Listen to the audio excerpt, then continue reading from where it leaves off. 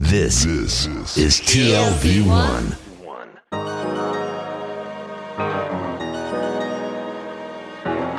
The Tel Aviv Review.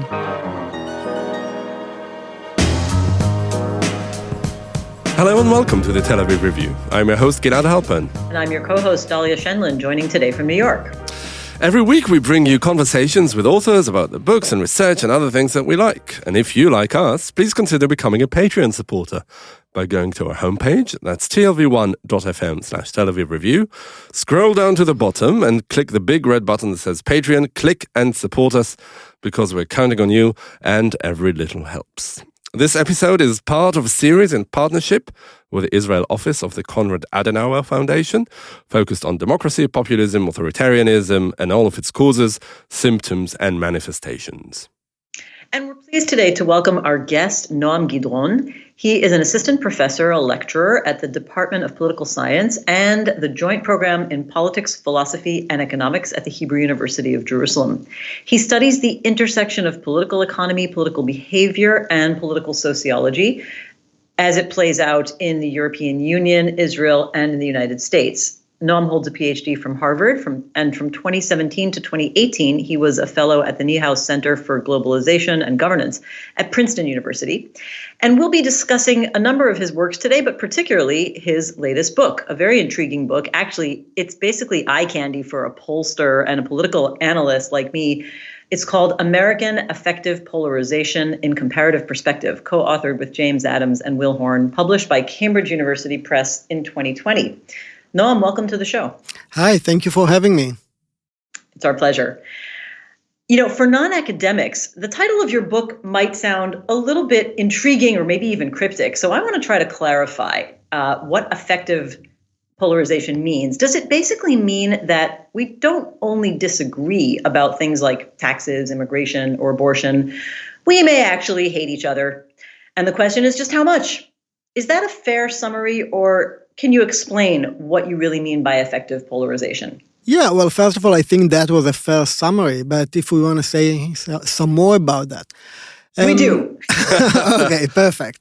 So I think that for a while when people were talking about polarization, they were mostly thinking about ideological polarization, ideological disagreements. For instance, maybe you are opposed to taxation and I want a more generous welfare state.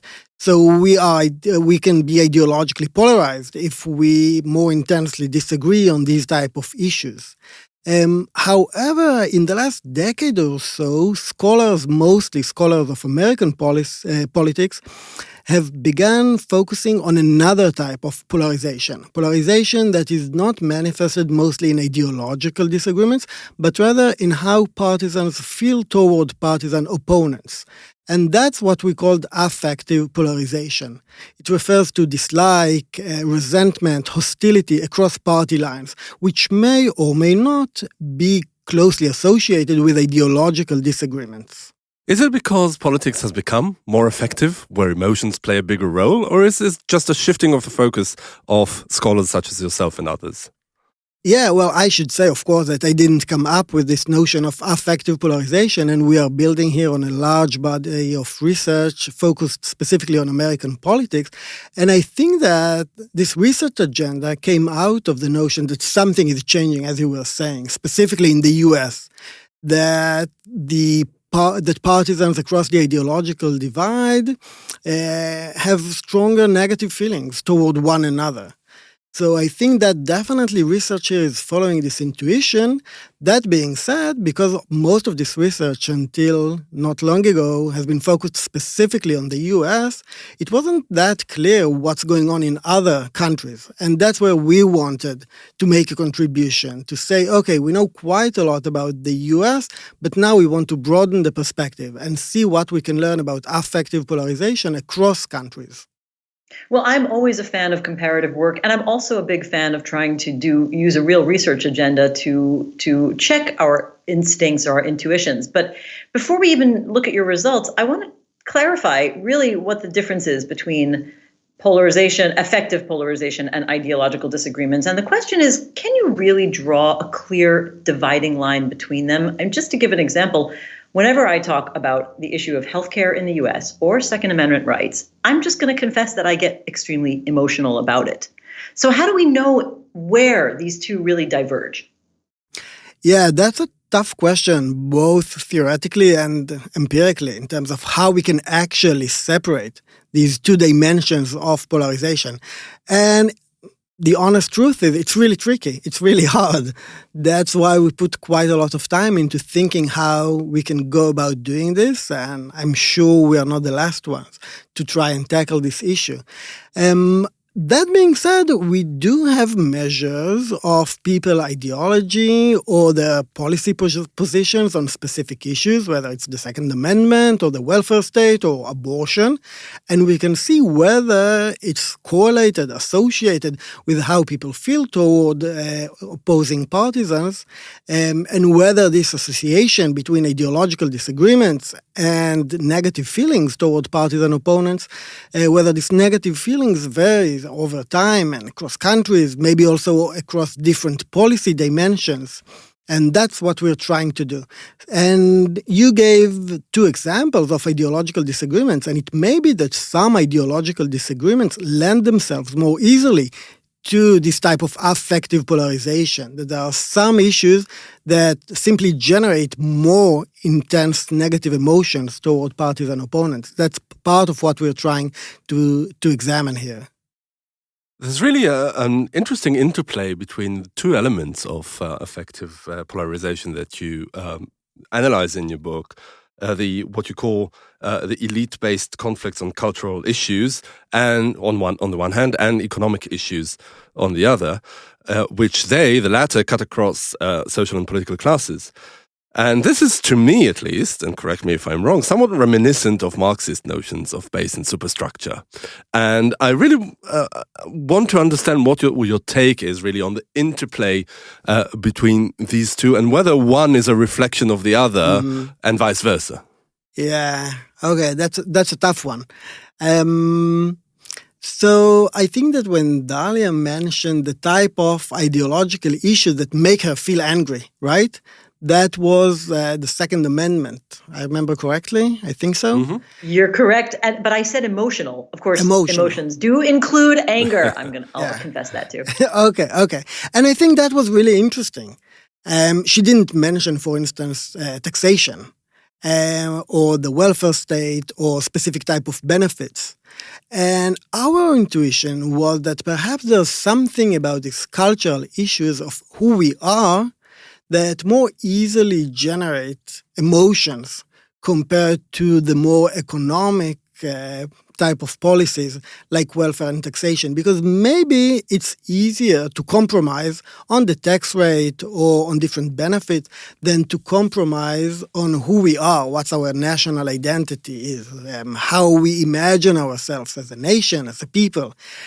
So that was the driving intuition. Now, of course, this separation to economic and cultural issues is somewhat artificial, and maybe we'll talk about it more later on. But I think it's simplistic, but it's still helpful, I think, in examining what type of elite disagreements, what type of ideological disagreements may give rise to this very affectively polarized landscape that we are witnessing in some countries more than others. I still want to, so because you raised that question about which issues make us question who we are, I was, reading through your work, started to think about the reasons that I see around me, again, just intuition and anecdotally, and I want your response about my kind of observation, which is that from the liberal side, there's a particular kind of anger against, I'm talking about American politics right now, there's a particular form of anger against the other side, particularly the Trump supporting other side, because they perceive the other side as basing their arguments on disinformation and lies. And there's anger from the far right conservative Trumpist side, in a different kind of way than we've seen in the past, because they feel the liberal side is not just disagreeing on policy, like you said, but actively, even physically, trying to steal the country and corrupt their society. So is there something particular? First of all, what do you think of my theory or my hypotheses? And, are these things really sort of unique in explaining where we are now on effective politics, on effective polarization? Yeah, so first, I think that with your question of separating how Democrats feel about the Republicans and how the Republicans feel about the Democrats, you are touching on a really important point that we sometimes lose sight when talking about polarization, because if we say the US is polarized or maybe Israel is polarized, we are not really saying anything about who dislikes whom, right? Or in which direction these negative emotions go with describing a system. And I do think it's important to think also about forms of asymmetric polarization, when one group hates the other more than the other way around. So I think you're pointing here to a really important issue. About whether or not this can help us understand why we've seen this increase in affective polarization in the US. One of the findings in our book that we can only observe once we compare the US to other countries is that in the 90s, specifically in 1996, the US was one of the least culturally polarized countries among Western democracies. By that I mean that in 1996, the two parties in the US were relatively close to one another on cultural issues compared to what we find in Europe. Fast forward to 2016, the US is one of the more ideologically polarized countries on cultural issues, on these issues of multiculturalism and who we are. So we've seen a very specific type of ideological polarization in the US, specifically on these type of cultural issues, which we believe is one reason why we've seen this increase in affective polarization. It's not the only reason. I just want to stop you for 1 second, though, because I just want to stop you for 1 second and ask you to just spell out what you mean by the kinds of cultural issues you're talking about. Where do we see the polarization or lack of polarization? Yeah, so more specifically, we can also say how we examine that. We are looking at party manifestos, which is, of course, not a perfect measure of elite positions, but it's one that allows us to compare across different countries and across different parties. And we are looking at these type of issues of multiculturalism, openness to minority culture, so stuff like that. In contrast, for instance, to issues of the welfare state, the tax rates, and social benefits.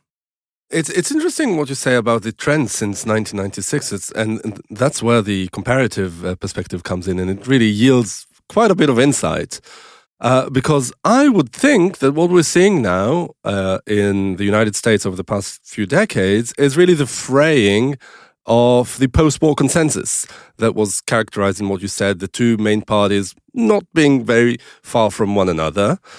And as you also say in the book, that affective polarization has become more pronounced in the United States as opposed to other countries like the Netherlands and Scandinavian countries where it's less pronounced. And I would think that there, the post-war consensus is still intact to a certain extent.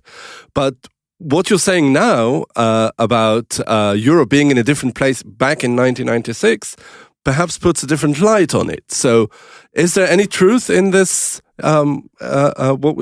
this hypothesis of what I just said about the post-war consensus? Yeah, no, I think, well, of course, one may interpret the post-war consensus in different ways, but of course, we are now focusing on one specific factor of elite disagreements on either economic or cultural issues.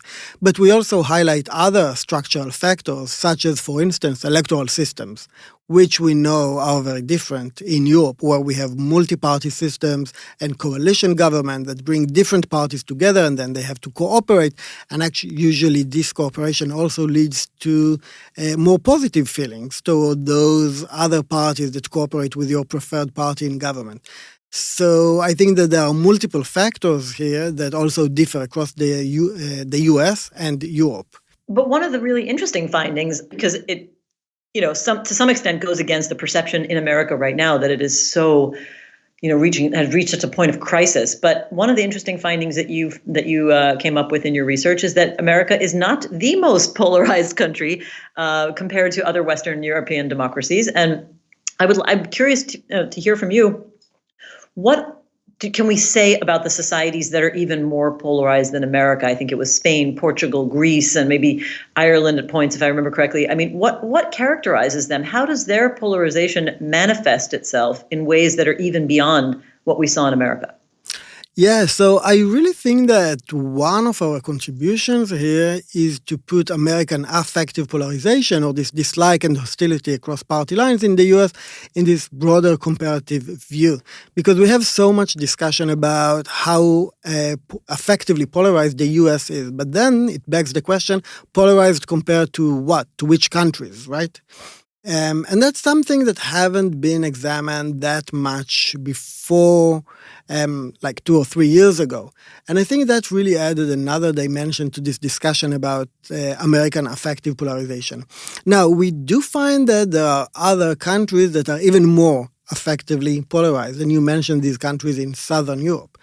Now, this doesn't necessarily mean that we shouldn't be concerned about what's going on in the US, but it does suggest that if we are concerned about what's going on in the US, we have a lot of reason to be concerned also about other countries. So I don't think either Gilad or I were in danger of not being concerned about the US. Perfect. Okay, good. Or our listeners, for that matter, who knows? Or our listeners. Yeah. And one feature of the countries you mentioned as especially effectively polarized is that they suffered quite a bit during and following the financial crisis that is just in the midst of the time period that we covered in our research. And we do find that negative, adverse economic conditions also give rise to affective polarization. That when unemployment is higher, when inequality is higher, people express greater dislike to other parties. So I think that's also a relevant factor here to keep in mind.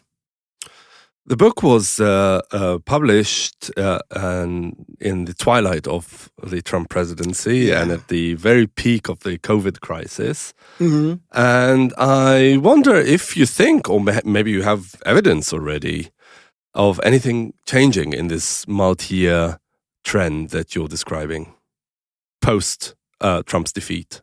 Yeah. So that was published not long ago. And actually, since our short book was published, there's been more and more comparative work on this topic of affective polarization. So I think we're going to know much more about this in the coming years and about trends over time and cross-national variation. So there's a lot of great work in the making now. I think that when the Trump presidency ended, there was this expectation that maybe now when we have another president that is actually putting this need of bringing together the country front and center in his rhetoric, things will very quickly change. Now, our argument is that actually affective polarization, this resentment across party lines, is rooted not just in specific personalities, but rather in these more structural features, such as the type of ideological issues that structure the party system, economic features, electoral systems, and these do not that quickly change. So I should know that there's another body of literature that does emphasize the way in which political leaders communicate, how they communicate to their supporters and how they communicate with one another. For instance, one of my colleagues has research showing that when leaders of different parties behave in a more civil way with one another, that actually decreases affective polarization. So that suggests that, yes, actually now that Trump is out of power, maybe something will change. We are making we are making a different argument that actually it is rooted in deeper factors than just specific personalities and how they behave with the media. So let me ask you another question on this. Looking at from a bird's eye view, taking the long view on affective polarization in the United States, was Trump an inevitability? I mean, was it clear that it was going in that direction? Not just Trump, a populist politics taking over the most established democracies in the world. We can mention Jeremy Corbyn and Boris Johnson in Britain and countless other examples. Yeah, well, I would, of course, we need to separate these two phenomena of affective polarization and populism. Actually, we can argue that they are related in some ways, but we are talking here about different issues. Now, I don't think that Trump or any other political leader is an inevitability. I do think we can trace these deeper roots within the Republican Party, how it developed over time, the media universe in which it operates, the organizations around it, which are not necessarily part of the party itself, but does push it in one direction or the other, I think we can definitely chart here a longer development than just what happened in 2015. But it still doesn't make it an inevitability. I want to go back to this issue of what's driving the affective polarization. Yes. And your kind of framework that you've set out of whether it is about elite rhetoric and maybe even elite incitement, or whether it is something structural, by which I am also including within structural something that is generated by the population themselves and how people think about big ideological issues. And it reminded me of the work that some of the work that I've been familiar with in the studies of ethnic conflict. For example, Stuart Kauffman's work, where he looks at the catalysts and causes of ethnic conflict, and one of them, of course, is elite jingoism as an actual sort of archetype for how ethnic conflict is triggered versus popular-driven, mob forces that lead to ethnic conflict. And would you say that? I guess what I'm trying to ask is, do you think there is overlap or continuum between the phenomenon of deepening affective politics leading towards something like ethnic conflict? And maybe that is the contribution that affective polarization brings to the understanding of where we're going, rather than just saying we disagree about taxes. Yeah. Well, I would be cautious to suggest that people who are effectively polarized necessarily turn to violence, or even after January 6th? Well, I'm not saying that because I want to belittle what happened on January 6th, but actually because I think we need to understand it. I think we don't want to conflate it with just people saying, oh, I really dislike partisan opponent, because what we've seen on January 6th is something quite different, I think, than just expressing dislike of partisan opponents. So here I want to be cautious a little bit. Actually, maybe what you're saying could be interpreted as a critique of this body of research, like what I'm trying to contribute to, that is focused on these broad feelings across parties and party lines. Maybe what we should care more about is this smaller groups that are actually prone to violent acts. But I do think we need to keep this line between them and to separate these two phenomena of actually being willing to commit political violence on behalf of your party or party leader, and this broader notion of affective polarization. Okay, fair. I mean, I was actually seeing it as a contribution of your work to our understanding, but I mean, what you're saying is a fair critique of what you interpreted as my critique. Okay. But it's fine. I mean, I want to ask you about another one of the articles that we've been looking at, which is your assessment of people's perception of their social and economic status, their socioeconomic status, to distinguish from their actual socioeconomic circumstances as a reason why people vote for populist or radical parties. And I see the overlap here because, again, you're looking at people's feelings and perceptions beyond their material circumstances. Why did you find that to be important? So I think one of the larger puzzles that political scientists, social scientists care about now is understanding the roots of this political unrest that we are seeing across Western democracies, right? We have this feeling that something is changing. Mainstream parties are declining. More radical populist forces are gaining support, and we are all trying to understand exactly what's going on here. And until not long ago, I think this discussion was bifurcated between those, mostly economists perhaps, who argued that this is mostly a response to economic developments like inequality, economic insecurity, occupational change, and development along these lines. And those who argue that no, actually these people who support these populist, non-mainstream parties are mostly driven by cultural concerns, cultural anxieties, changes in how people see their nation, their place within the nation, and stuff like that. And we've just talked about it. I myself use this framework that distinguishes between economic and cultural issues. But here, what we are trying to do, and this is work I've done together with Peter Hall from Harvard University, what we are trying to do is to come up with a framework that is not focused specifically on this question of whether it is economic or cultural factors that drive support for populism. Now, there's a lot of great research coming out of debating this question, but our intuition was that it's simply not the right question to ask, because obviously it's both, right? And we are not gaining much by just debating this and concluding that it's both. Okay, so we wanted to say something more. And that brought us to read some of the classics in the social sciences and think about maybe it's actually this notion of how people feel about their position in society, where they see themselves within the social hierarchy, which is what we describe as subjective social status. I think that actually now there's more and more discussion about status and status concerns compared to when we published this paper in 2017. But for political scientists, I think there was something interesting in thinking about the role of status in shaping political worldviews and political behavior. And status, it's a curious variable, or it's a curious notion. It's harder to measure, it's harder to capture. We need to think very closely on how it relates to this type of voting or other political behavior, but I think it's worth the effort. I want to go back to one of the elements that you mentioned earlier, the electoral system in determining how effective polarization plays out.